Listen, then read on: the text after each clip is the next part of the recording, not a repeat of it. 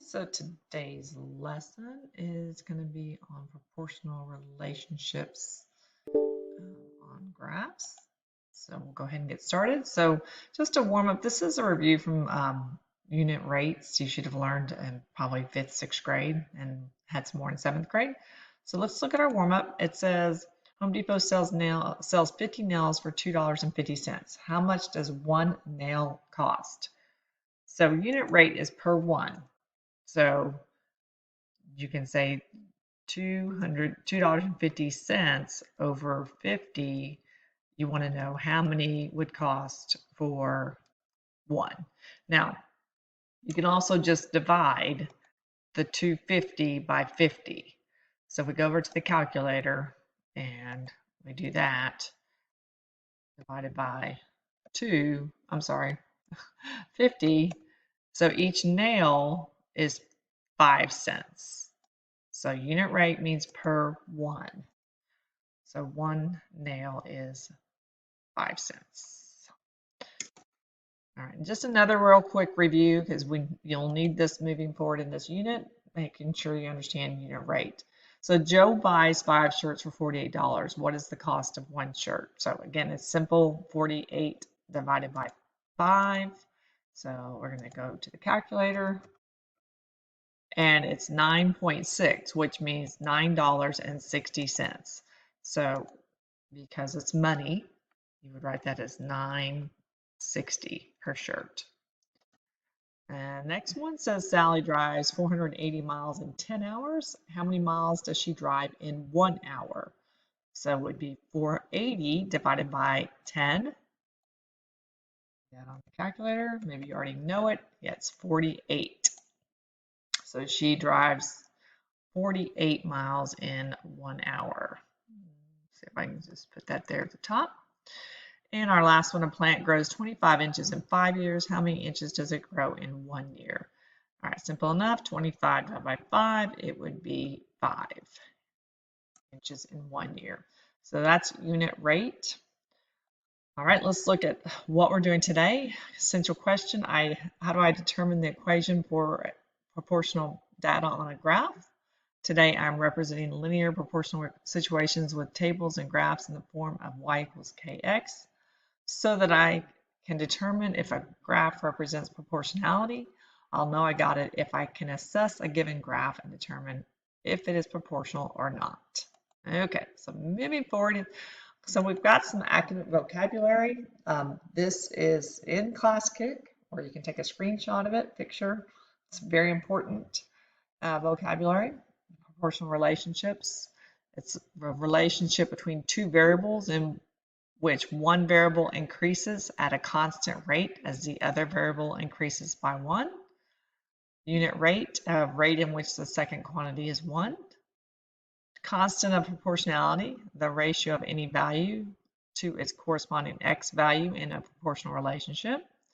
And then rate of change, we've already gone over how fast a number changes compared to another number. We did that with some tables and looked at rate of change, which is also slope. All right, so these others we will work with in the upcoming lessons. So just know these are in ClassKick for you. Important vocabulary. All right, we're going to watch a quick video. All right, here we go. Math Shorts. Proportional relationships.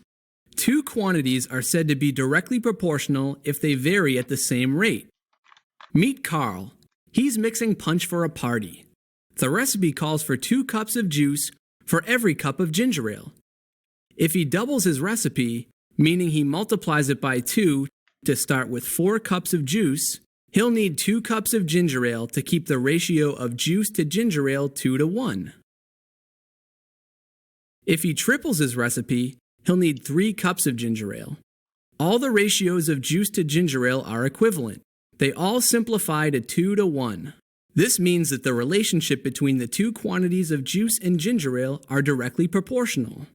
Another way to see proportions is with a graph.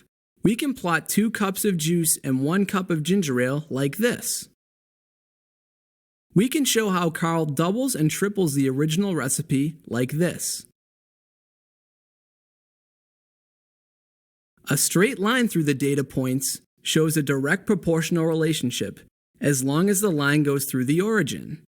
But what happens when the line doesn't begin at the origin? Check out this graph. The line starts at 3 cups of ginger ale, so we would need to add 3 to all our previous answers on the table. But if we do that, the ratio of juice to ginger ale is no longer constant. The two quantities don't increase at the same rate. This is not direct proportionality, and Carl's punch won't taste so great. Ratios, tables, and graphs can help us identify proportional relationships and make awesome punch. All right, so we're going to go ahead and look at proportional relationships on on graphs today. But just to start off, we're going to review. We've already done this rate of change from a table. Remember, rate of change is slope. What is the rate of change here? So and this is time and distance, minutes, feet. So remember, the rate of change is going to be the change in y over the change in x.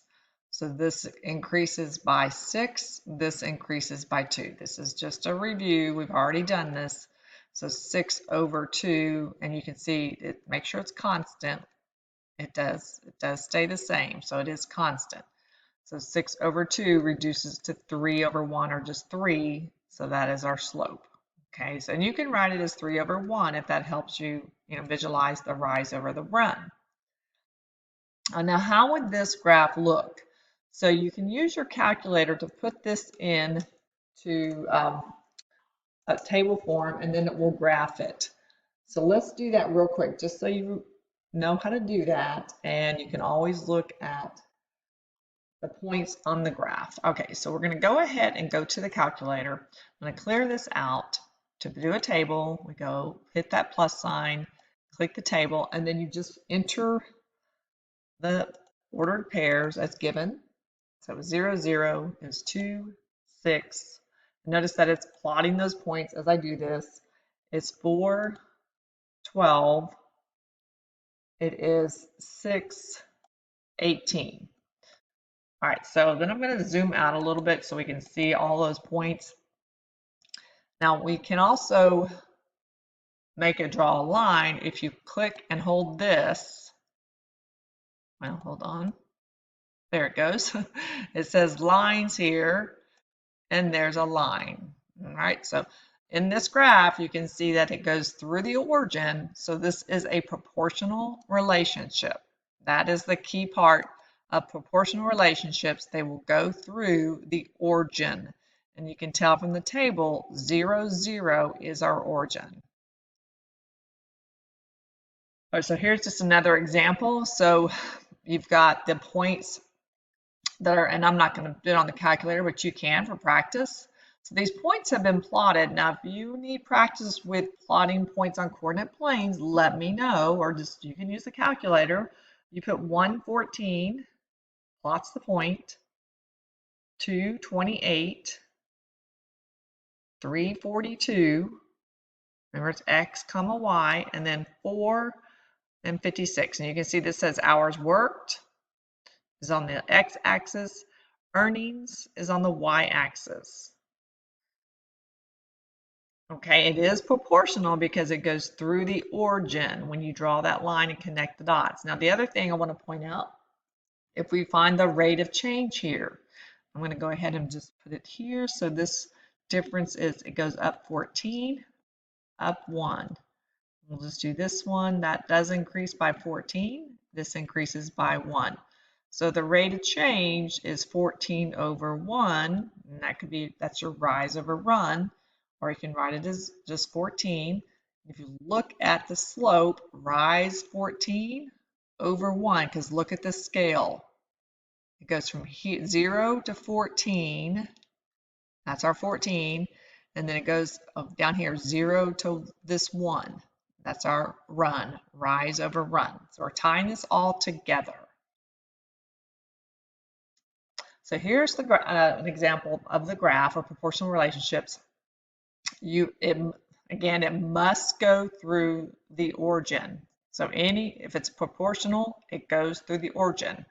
Any graph that does not go through the origin is not a proportional relationship.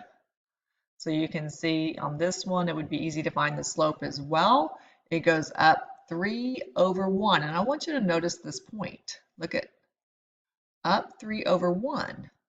This is my y and this is my x. So when it's a proportional relationship, you can just look at one of the points and say, you're going to remember it's the change in y over the change in x.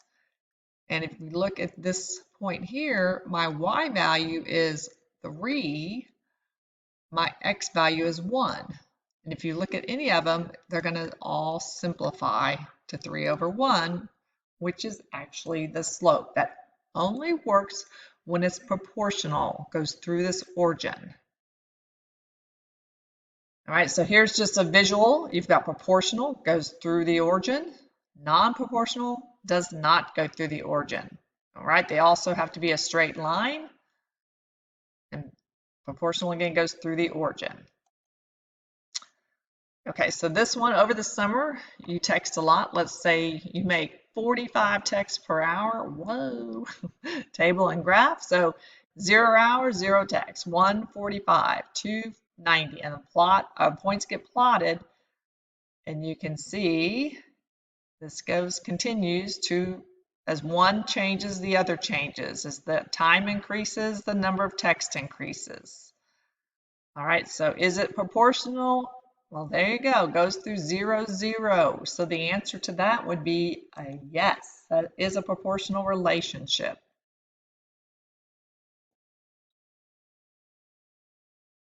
All right, let's try this. So it says, which graph shows a proportional relationship between x and y? And how do we know? Obviously, you're not going to tell me in chat on the recording.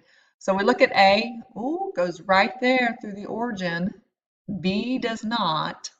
Neither does C or D. So it's A because it goes through the origin. All right, I'll finish up here. So this one says, on a field trip, there are 3 adults for every 45 students. Which graph models a relationship with the same unit rate? All right, so this is going to be the adults. This is the students. So 3 adults, 45 students. So if I look at 3, that number is way too big. If I look at 3, that number is too small because look at our scale.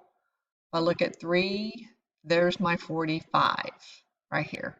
I know it's hard to tell, but this goes by 15. So this is 0. This line would be 15, 30, 45. All right, if you need more help with this, just pause it, take notes, and reach out to me. I know that was quick. All right, so our last one, it says Emily sells greeting cards. The graph models a linear relationship between the number of boxes of cards she sells and profit. Okay, so notice it's proportional. Here's the number of boxes and the profit. Is it a proportional? I just said it is. We know it because it goes to the origin. So which of these best describes the profit Emily makes from selling these cards? Is it $7.50 a box, $10 a box, $4 for 30, or $3 for 4? Okay, so if I look at my 1, it's right here, which falls below $10. So look at our answer choices. The best, or the correct answer there is A. Because you've got to look right there. It's less than 10. It's definitely not 10. It's not this answer or that one. All right, finishing up real quick. Please make sure you complete all your lessons and your assessments. If you need help, reach out to me.